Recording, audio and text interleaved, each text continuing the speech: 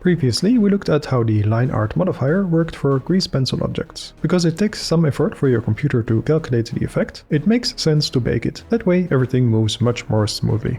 To do this, select the grease pencil object and go to the Modifier tab. In the line art modifier, expand the Bake tab. Click on Bake Line Art.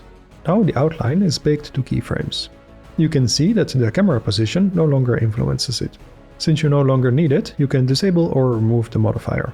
Now you can treat the outline like any other grease pencil object. So you can edit it in edit mode, for example with the shortcut Alt-S to increase the thickness. Or in draw mode you can erase the stroke or add to it with various brushes.